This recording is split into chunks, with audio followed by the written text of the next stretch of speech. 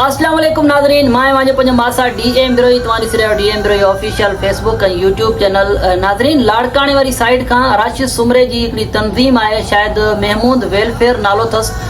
तमामु बहितरीन कम पई करे, माण्हुनि खे खाद खुराक तयारु करे माण्हुनि ताईं मुतासिरनि ताईं पहुचाए पई ऐं माण्हुनि खे टेंट तंबू हणींदा अथनि, उन्हनि खे राइश हिकिड़ी ठाहे ॾिनी अथनि। उन राइश गाह ते उन्हनि खे खाद खुराक तयारु करे उन्हनि ताईं पहुचाए पई। तमामु इहो बहितरीन कमु आहे। मूं जॾहिं कल्ह कुझु फोटेज ॾिठा, ॾाढो सुठो लॻो ऐं सुठे कम जी तारीफ़ करणु घुरिजे। इन मुराद शाह खां भला त पोइ इहे आहिनि, कम से कम इहो त कोन था चवनि त काठियूं पुसियूं उन सां खाद खुराक तयारु करे माण्हुनि ताईं पहुचायूं आहे। इहो बि को बयानु आहे, इहा बि का ॻाल्हि करण जी आहे जेका मुराद अली शाह कई। काठियूं आलियूं थियूं उन सां खाद खुराक तयारु करे मुतासिरनि ताईं पहुचायूं आहे। छा माण्हू तव्हांजी इन ॻाल्हि ते यकीन कंदा?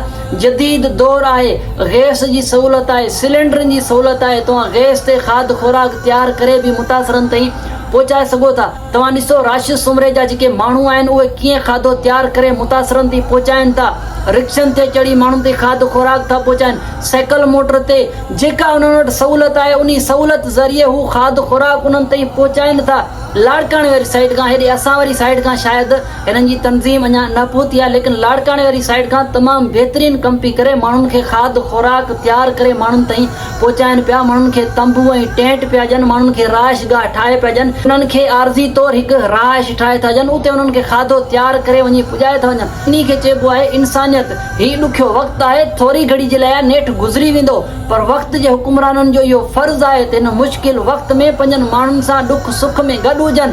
तव्हां वटि वसाइल आहिनि, सरकार तव्हां वटां ॿाहिरनि मुल्कनि जो इमदाद तव्हां वटि अचे थो, तव्हां वटि सरकारी मशीनरी आहे, तव्हां बआसानी सां खाद खुराक तयारु करे माण्हुनि ताईं पुॼाए सघो था। तव्हां मुतासिरनि ताईं तंबू ऐं टेंट बि पुॼाए सघो था। जेकर तव्हां सचाई ते अचो त सभु कुझु करे सघो था। बाक़ी हेलीकॉप्टर ते अची करे मुतासिरनि जे फटनि ते लूणु बुरके हलियो वञणु, इहा सही सिधी नाजाइज़ी आहे। अलाह ताला खे हिदायत करे हिन ॾुख जी घड़ी में पंहिंजी आवाम सां गॾु रहो। जेका मुमकिन आहे मदद थी सघे उन्हनि जी मदद कयो। महिरबानी।